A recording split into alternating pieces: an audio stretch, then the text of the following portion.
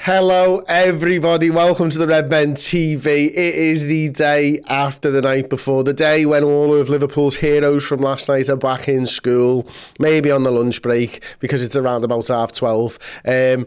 Liverpool beat Southampton by 3-0, or should I say Liverpool's under-18s beat Southampton by 3-0 in the FA Cup, meaning that we've got a fixture with Manchester United in the FA Cup quarter-finals away from home to look forward to with no players. But with our no players, we've also won the Carabao Cup and we've managed to get through against Southampton. A very good Southampton side, to be fair.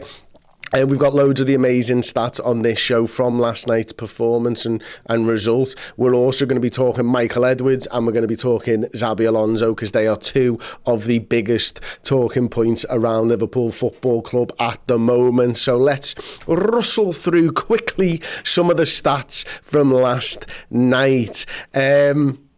Let's start then with Michael Reed on Twitter, who is a football data editor for Opta Joe, who says, aged 18 years and 162 days, Lewis Koumas is the fourth youngest player ever to score on his senior debut for Liverpool. Michael Owen, Jordan Rossiter and Jim Emilia are the three players above him, and he slots in just in fourth place at 18 years and 162 days, ahead of none other than God, Robbie Fowler, who was 18 years and 166 days. Whew. It's some nice company to be keeping that, to be fair, isn't it? We're going to move on again. It's another one from Michael Reed, who's made a bit of a name for himself with all of this stuff. I mean, he's certainly one of the top Twitter accounts that I go to after matches at the moment. Jayden Danns, 18 years, 43 days old, is the second youngest player ever to score more than once in a single match for Liverpool, behind only Michael Owen, who scored a League Cup hat-trick versus Grimsby in November 1997, aged 17 years, 339 days. The less said about Grimsby, the better. Even the people who live there think it's a shithole. So we move on again, this time to Liverpool Football Club themselves. For the first time in our history, two players aged 18 or younger have scored in the same senior game. Take a bow, Lewis Koumas and Jayden Danns. My words. And again, this time, good old Andrew Bees at Base Tune to Red, one of the top follows as well. Harvey Elliott created 8 big chances this season before last night, with Diaz, Gakpo and Núñez missing all of them. Jayden Danns fixed that barren run. What a ball it was from Harvey Elliott, by the way. The weight of the pass, the run by Jayden Danns, it was absolutely exceptional. The chip, majestic, pure, unadulterated filth.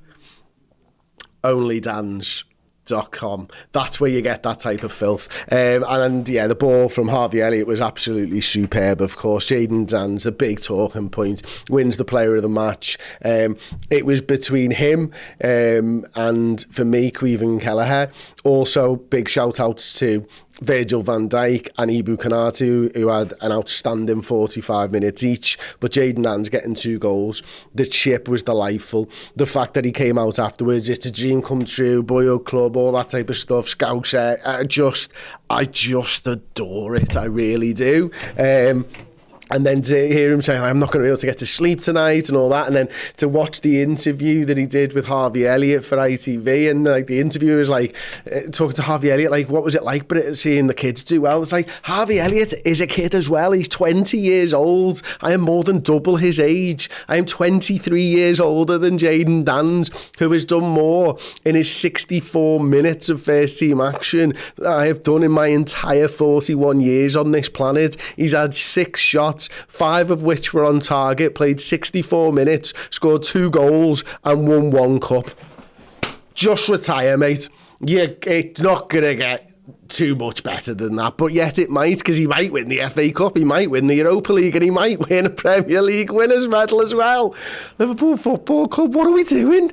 We're breaking all the rules. We've taken the rule book, we've ripped it up, we've put it onto a Microsoft Note on the computer, we've crashed the computer. Liverpool aren't supposed to win games of football. No team is supposed to win games of football when you play this many kids. I mean, there was a point during last night's game where I was adding up in my head what the squad number numbers added up to, because you got like Nyoni and like just Kwanzaa and all these. I'm like, I wonder if you added all the squad numbers up of the 11 players who finished the game, whether that is the biggest number that we've ever managed to get to. And it started the conversation with Aubrey, who used to do Redmen with us years ago, one of my best mates in all of this world. And he actually found a team whose numbers add up more, because he's a little bit like Rain Man, and I love him for it. So yeah, that was another stat there. We've got more, and I'm going to get into your comments and stuff, because I can see them flying in and stuff as well. Michael Reid again, the notorious Michael Reid. Trey Nyoni is the first player born in 2007 to play for Liverpool. He was born over a month after the Champions League final versus Milan in that year. Aged 16 years, 243 days. He is the third youngest debutant in the club's history, after Jerome Sinclair, 16 years, 6 days, and Harvey Elliott, the old man of world football, 16 years and 174 days. Let's move swiftly on to another one from Michael Reid. After Koumas and Dan scored tonight, it's now 50 players who have scored their first goal for Liverpool since Joe Gomez made his debut for the club.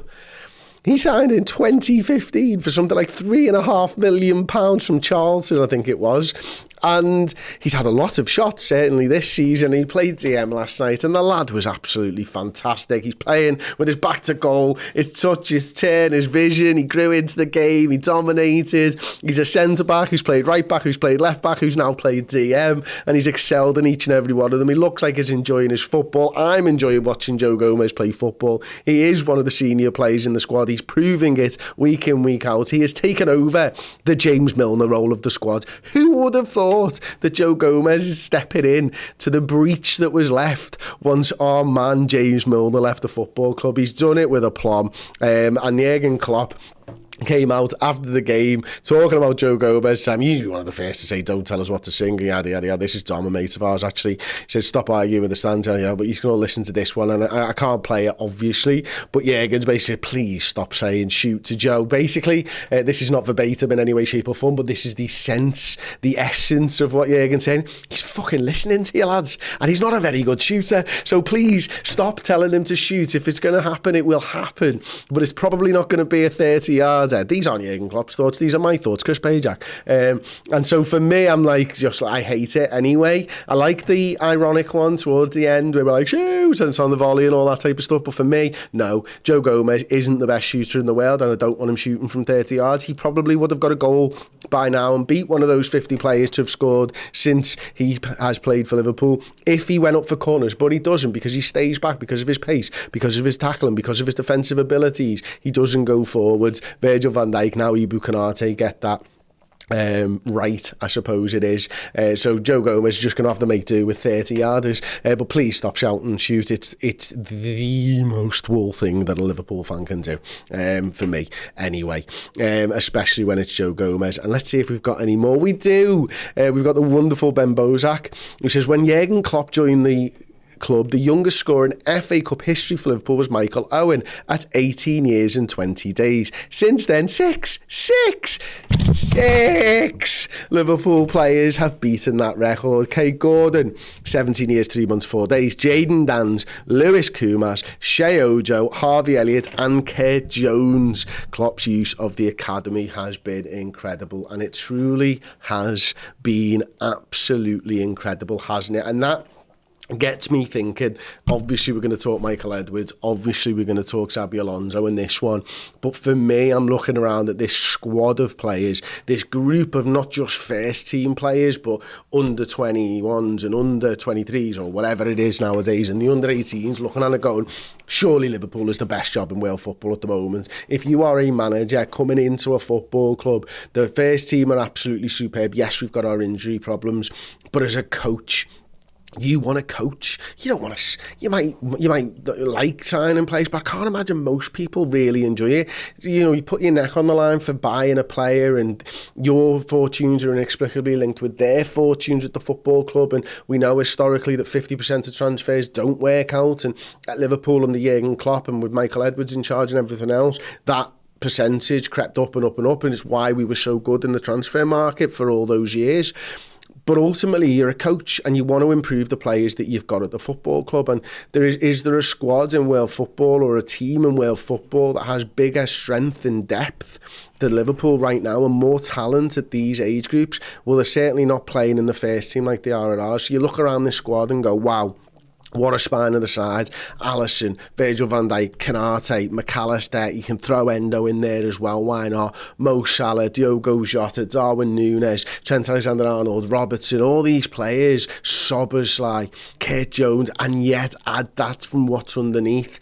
You know, Stefan Bajcetic, obviously Harvey Elliott still has to count as one of those players, but your Jadon Danjo, Lewis Kumas, your McConnells, your Clarks. I mean, my words, I didn't even mention Conor Bradley. This squad is primed to dominate for the next 10 years or so, and with the right manager in charge, I truly believe that we can. So if you're a manager and you're out there and you're Xabi Alonso, you're looking at that going, these malleable, talented footballers who seem to just get the football club, get the way that we're playing right now, this is a squad that I can take control of and maybe make better, because you're egotistical as a manager. You, to be at the top of any sport, you have to have a certain amount of ego and belief in yourself, and Xabi Alonso will be looking at them, oh my word.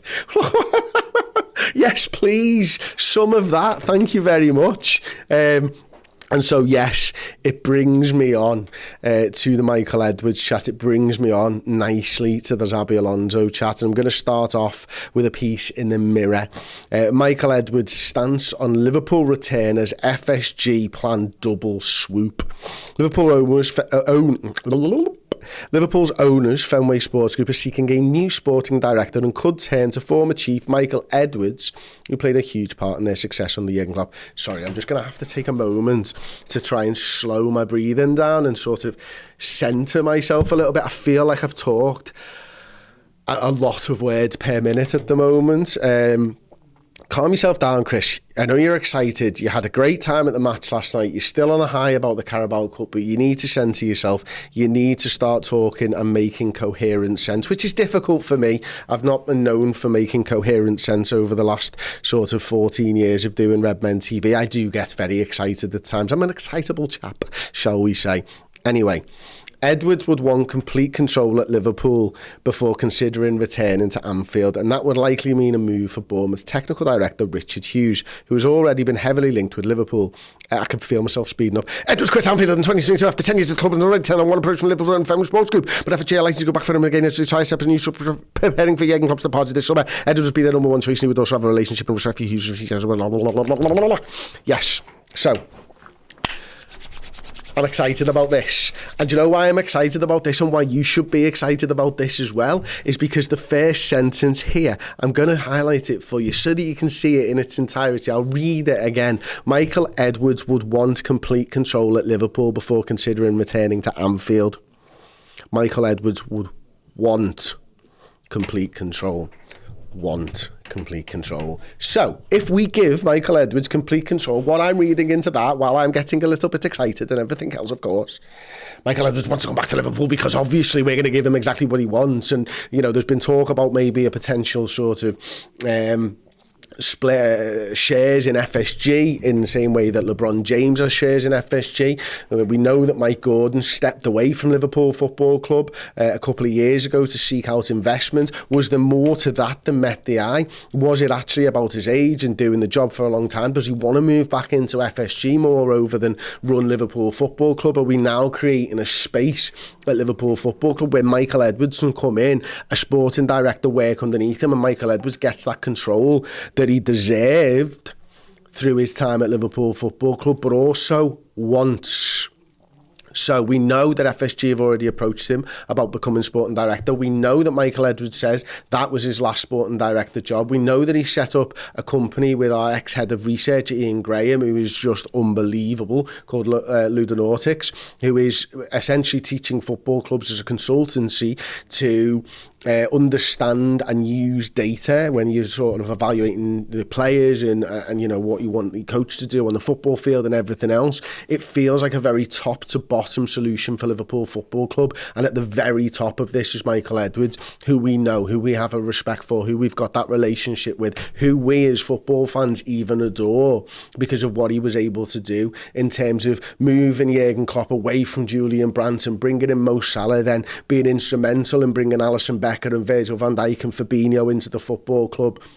We know what his track record is. If Michael Edwards is in charge, is there another sporting director? Is it Bournemouth's Richard Hughes? Will it be somebody else? Will Xabi Alonso be working under this system? These are all things that we're going to find out in the fullness of time, and we look forward to finding these out, because for me, this is exciting. I am devastated that Jurgen Klopp is leaving football club, but at the same point, and these two things can coexist, I am truly excited about what the future holds. And if Michael Edwards is part of the future, then get him in, because we know what he can do. Yeah, it's a really, really exciting time, because he didn't have the control that he probably wanted and craved. And, you know, there was rumours of him being upset about the length of contract being handed out to some of the older players, Jordan Henderson being one of them and stuff like that. And, you know, there was, I think there was a little bit of that going on between him and Jurgen over, you know, Gini Wijnaldum, and, you know, made that sort of untenable, that relationship sort of untenable at times. Yet really what we want is, we want a Michael Edwards who understands exactly what it is he's getting, and if he wants to come to Liverpool, then Liverpool in my eyes should be moving in heaven and earth to get him back into the football club. And if that means giving him a slightly different role, then give him a slightly different role, because he's probably the best person for the job. It is exciting, it's early days, I can't get too ahead of myself. I've already got too ahead of myself. I understand all of this, and I'm just going to go over to another article which I can't show you because it's on a paid for website, so apologies, but this one's from the Telegraph. It just says, Edwards has already turned down an approach to rejoin the club he left in 22. However, so highly regarded is he in the organisation, his name remains top of the wanted list to fill the sporting director vacancy. One of the tools Liverpool may use to try to convince Edwards is that the parameters of the role will be different in the post-Jurgen Klopp era. So there we go. That was Chris Bascom reporting for the Telegraph, and I won't read too much more than that, other than the sort of first paragraph, because it's not fair. Because it is behind the paywall and stuff. But yeah, again, one of the tools that Liverpool may use. K2 Edge says, so would Edwards take Billy Hogan's job? No, Billy Hogan's job originally was very much the commercial side of things. He's obviously the CEO, the chief executive officer. He runs the football club in terms of the business side of things. So I think it will be sort of a step apart. So if you sort of imagine Billy Hogan here and here running the football operations side of things, it makes a little bit more sense, doesn't it? So yeah, I think the two of them would work sort of symbiotically within the same organisation. So I hope that answers the question there. Jason M says, feels like we're getting ahead of ourselves. Nobody should have too much control of our club. And I think, Jason, that's actually what we're trying to say here. Now, I may have, you know, not been able to sort of say that in the right way, but Edwards just wants a different role to being the sporting director. It doesn't mean that he ultimately has total control, because I think the way in which Edwards, through his working relationship with Jurgen Klopp, and you know the Mike Gordons, etc. of this world, it was almost a triangle, and each had their parts, and it was weighted in such a way that, you know, data was important, but ultimately the manager got it. But then in the end, I think it just got a little bit too far one way. So I think the manager is just as important as Michael Edwards, and just as important as the sporting director in this completely made up fantasy world where he has actually come back in and taken over this new role. So hopefully that explains that a little bit. And again, EOP stats has given Edwards overall power over the manager seems extreme, and a swing of the pendulum to the opposite direction. I don't think it would be. I think it's just a change of role, and I think the pendulum would swing right back to the middle where everybody gets a piece of the pie, and ultimately, you know, it works in the way and the manner in which it was supposed to work all along. But obviously Liverpool and FSG started to back Jurgen Klopp because he was the manager, etc., etc. So yeah, and I think that's also why it's part and parcel of this sort of thinking of we've got to speak to the manager about this now, get on to Xabi Alonso and stuff now. Maybe now's the perfect time to talk about it, because for me, we did an unbelievable piece there. Dan sorted it out with Sasha Tavalieri over on our YouTube channel. If you want to watch that, we put it out about 2 hours before the match last night, so probably hasn't got the viewership that it deserves, because Sasha Tavalieri is basically telling us and you, Liverpool fans, where we are up to with the Xabi Alonso situation. So I'm going to go briefly over that, but I do really want you to listen to it. You can do that in podcast form, of course, and you can watch it on our YouTube video as well. We put the full video out, not even a clip, because we feel like it's a bit of a public service announcement for Liverpool fans that we didn't want to put this one behind the paywall. So, Sasha Tavalieri says, talks are ongoing. Liverpool are ready to find a financial solution with Leverkusen to please them and to please every party. The fact is that Leverkusen will not let their trainer leave for free. It will be a transfer fee, a transfer price that Liverpool will pay. But the fact is that for the moment, they didn't go into salary perspective and so on. There is no draft contract that has been sent to an agent. All they say is we want him, and we want to be sure that he's involved, and also want to let him know that we will be what the structure will be and what we are going to do next season with the sporting director, with the executive director, and so on. So they really want to involve him in the future of the team before they speak about money. Again, one of the things that Sasha was at pains to point out to Dan yesterday, and I listened to it, me and Chloe listened to it in the car on the way to the game. It's absolutely fantastic. Really do recommend going and watching it. Is that Liverpool have had a very softly approach here. Bayern Munich have had a very hard, sort of stern approach with Bayer Leverkusen, and Xabi Alonso apparently and his entourage are a little bit pissed off because Xabi Alonso wants to focus on winning the Bundesliga. He wants to focus on winning the Cup, and he wants to focus on the Europa League. He wants to focus on coaching the squad. That is what he is. He is a trainer, what they call him in Germany, of course. And he admires the way that Liverpool have gone about business, and Bayer Leverkusen have admired the way that Liverpool have gone about their business. In that, listen, we know he's got a job to do. We appreciate it. What we want to say is we want him, and we want to be involved in any negotiations. We're willing to pay a transfer fee. We're willing to talk to Xabi Alonso when the time is right. Bayern Munich, if it's felt from the Xabi Alonso party that they are not only trying to get him as a manager, but they're also trying to derail his season, and he is not liked, and they have not liked that approach, which bodes well that Liverpool have gone in softly and tried to sort of sort it out amicably with a side that are obviously fighting for a title as well. But ultimately what it comes down to is interested in the Liverpool job. Now we know that Sasha has got his words spot on here, and one of the reasons that I know that Sasha has got his words spot on and why I give this more credence than ever is because I'm just going to zoom in here on this one line. We want to involve him in what we're going to do next season with the sporting director, with the executive director, and so on. Now, these two stories, the Michael Edwards story and the Xabi Alonso story, are completely separate entities. I think we all know that. But what it says here is with the sporting director, with the executive director, and so on, that says to me that the information that Sasha Tavalieri is getting is spot on, because all of a sudden yesterday, this Michael Edwards role was first talked about. And it was of a different role. Now, Sasha might be speaking about this as the executive director role. Liverpool might be speaking of it in terms of football and operations, who knows? But this role doesn't exist, and it's cropped up in two different places now. The Michael Edwards stuff, the Xabi Alonso stuff.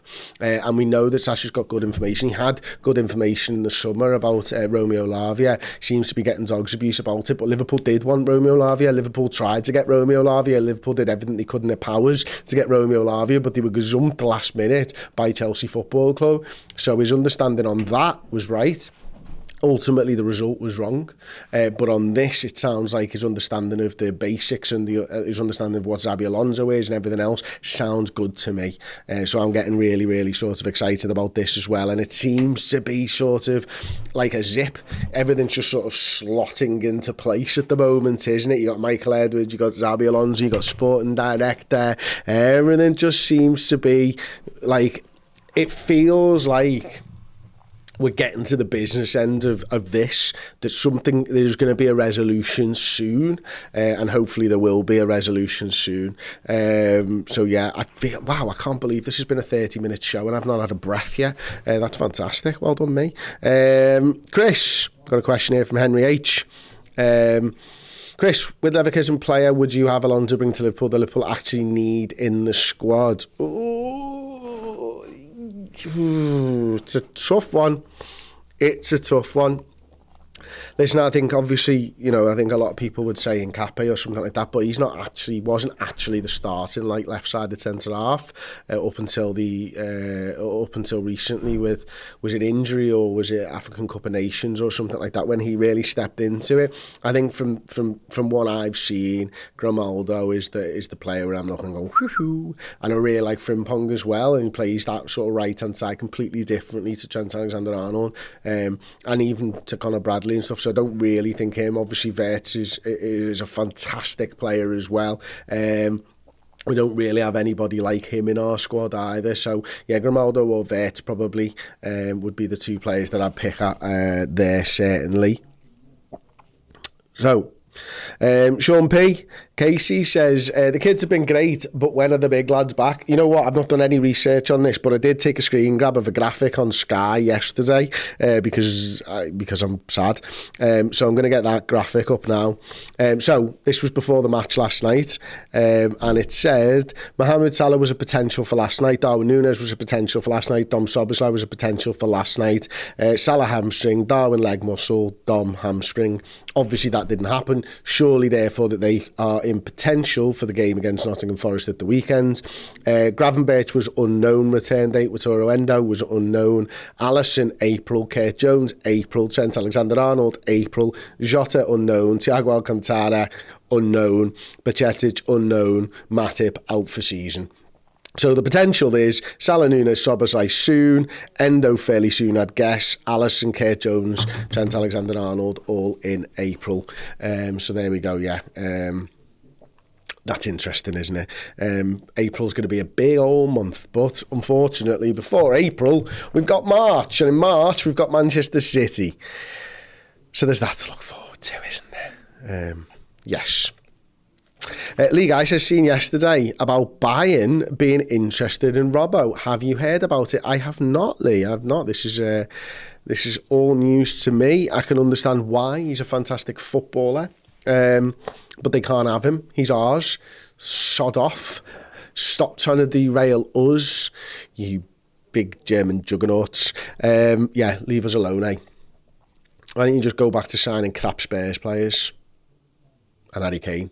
It's doing you well. Harry Kane, man. 49,000 plus minutes, no trophies. 64 minutes, Jayden Dunn's one trophy. Thank you very much. So yeah, the future is bright, as they say, and the future is red. To change an advert for a mobile phone provider in England. Anyway, that I suppose has been the Daily News Show, if that's what we're calling it these days. I've been Chris Pajak.